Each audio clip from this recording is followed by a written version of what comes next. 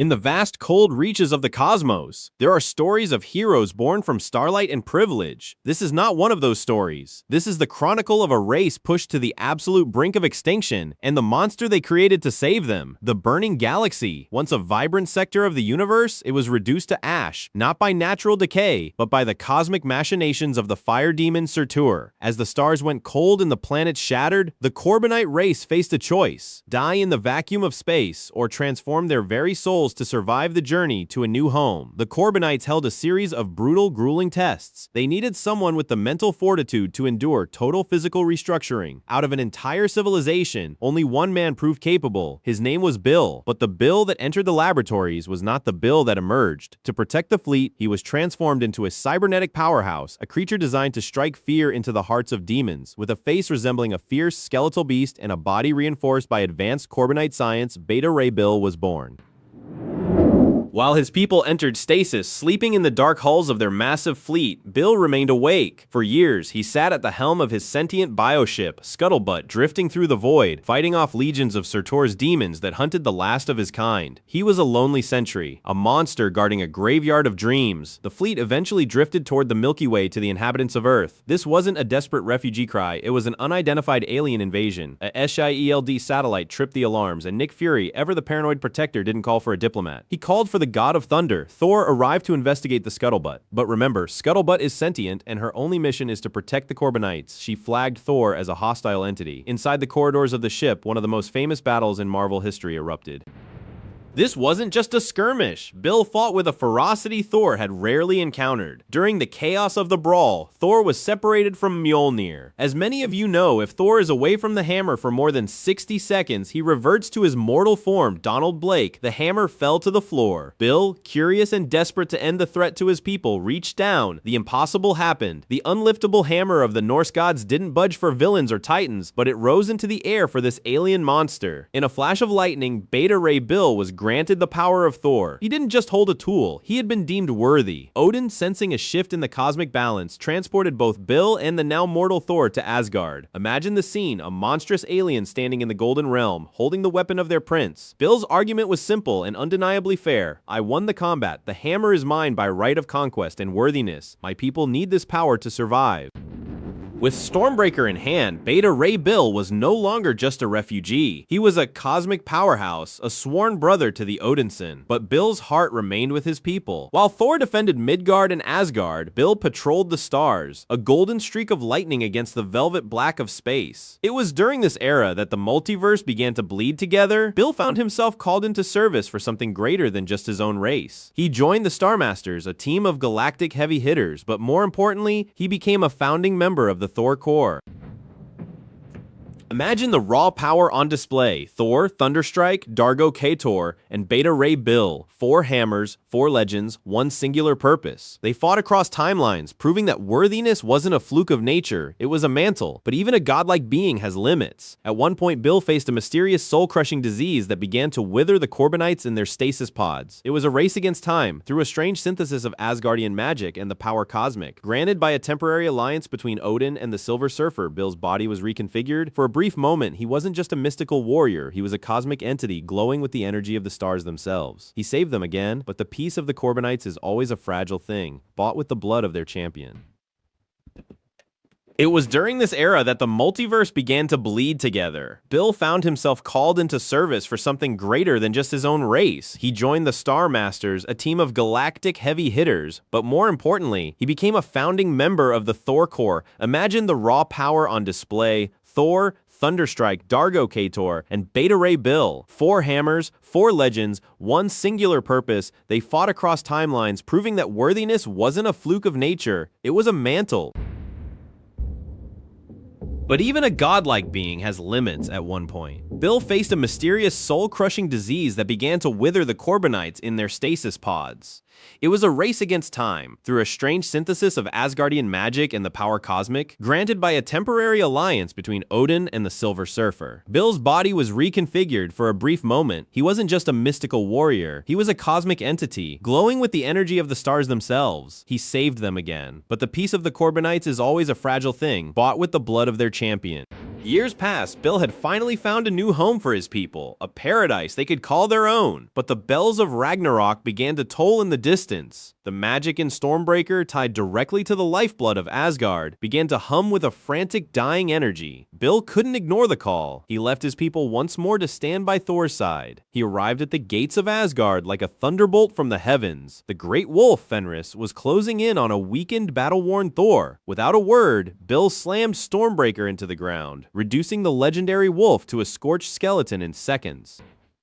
Bill fought with a ferocity that unsettled even the Asgardians. He was willing to die in the ashes of the Golden Realm. He wanted to go down with his brothers. But Thor had a different plan. Bill, you cannot stay. Asgard must end, but its memory must live. Go back to your people. Tell them of us. Tell them that once there were gods who called you brother. With a heavy heart and a soul weighed down by the impending death of his friends, Bill was sent back to the stars. He was the last witness to a legend.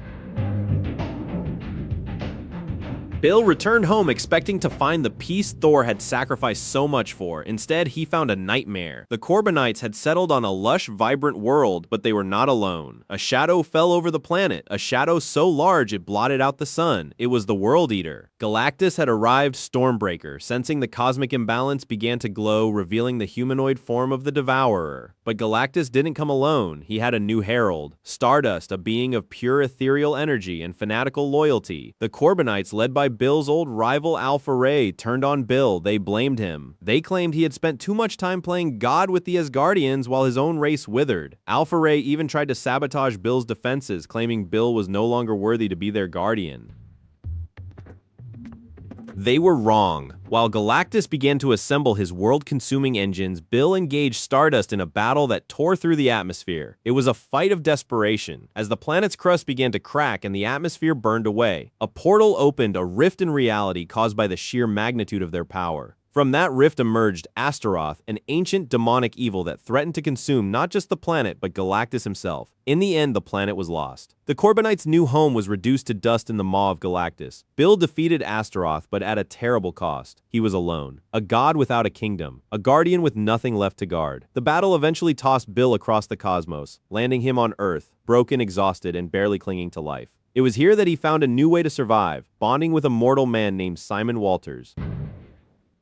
Imagine being a cosmic god, a being who has shattered moons and stared down the World Eater, only to find yourself trapped in the frail, fragile body of a human being. After the loss of the Korbinite home, Bill found himself bonded to a man named Simon Walters. For a time, the thunder was quiet, but the world of heroes never stays silent for long. Following the explosive events of the superhuman Civil War, a strange magical pull began to tug at Simon's soul. It was a call from the north, a call from Canada. In a museum in Canada, the Wrecking Crew, four of the most dangerous magically enhanced thugs in the world, were running riot. They weren't just stealing artifacts, they were looking for blood. Simon Walters saw the innocent bystanders, the fear in their eyes, and he knew Simon couldn't save them. Only the monster could.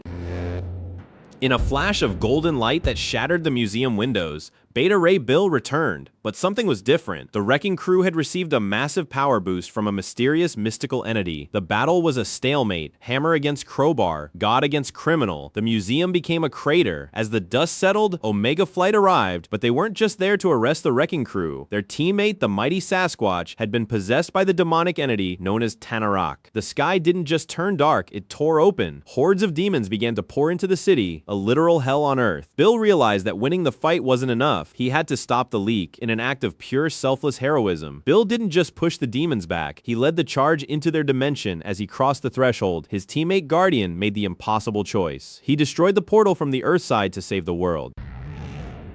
Beta Ray Bill was trapped alone in a dimension of infinite malice, fighting an endless war against a sea of teeth and claws. For months, he lived as a ghost in the dark, a warrior with no home to return to. We don't know exactly how Bill escaped that demon dimension, but his rescue was worse than his imprisonment. As he drifted back into our reality, he was intercepted, not by friends, not by the Avengers, but by the Skrulls. This was the beginning of the secret invasion. The Skrulls didn't just want to kill Bill, they wanted to know him. They saw his Korbinite physiology and his Asgardian power as the ultimate biological puzzle. They strapped him to a table. They dissected him while he was still conscious. They peeled back the cybernetic layers of his skin to study the genetic material that made him worthy. They took Stormbreaker, his soul, his lifeblood, and put it under a microscope. The red dirt of Oklahoma became a cosmic battlefield. The Super Skrull, wielding that twisted mockery of Stormbreaker, hammered into Bill with the force of a collapsing star. It was a fight between a man who had earned his power and a machine that had stolen it. Despite the torture he had endured, despite the scars on his soul, Bill did not break. He fought with the tactical mind of a Korbinite general and the raw fury of an Asgardian berserker. Every time the Super Skrull struck, Bill stood taller. He wasn't just fighting for himself, he was fighting for the memory of the burning galaxy and the future of the Midgardians behind him. With a final earth-shattering blow, Bill reclaimed his true Stormbreaker. The feedback of pure righteous energy shattered the Skrull's imitation weapon, and the invasion force was driven back into the stars. After the smoke cleared, the god of thunder and the champion of the Korbinites stood amidst the ruins. The Skrulls were gone, but the wounds remained. Bill had spent centuries as a weapon. He had been a champion, a king, a prisoner, and a ghost. He eventually returned to the stars, but he did so with a new understanding. Beta Ray Bill is a reminder that worthiness isn't about being perfect. It's not about having a human face or a crown. It's about what you do when everything you love is turned to ash. Do you lie down and die, or do you pick up the hammer and stand between the darkness and the innocent? Beta Ray Bill remains one of the most unique figures in the Marvel Universe. He is a monster who is more human than most men, and an alien who is more Asgardian than most gods. From the fires of Searcher to the laboratories of the Skrulls, Bill's story is a testament to the fact that destiny isn't what you're born with, it's what you forge for yourself. But what do you think? Was Odin right to create Stormbreaker? Or should Bill have kept Mjolnir for himself? And in a fight between Beta Ray Bill and the Silver Surfer, who comes out on top? Let me know your thoughts in the comments below. If you enjoyed this deep dive into the history of the galaxy's greatest Guardian, make sure to hit that like button, subscribe to Logan's Comics, and ring the bell so you never miss a Cosmic Chronicle. Thanks for watching, and as always, stay worthy.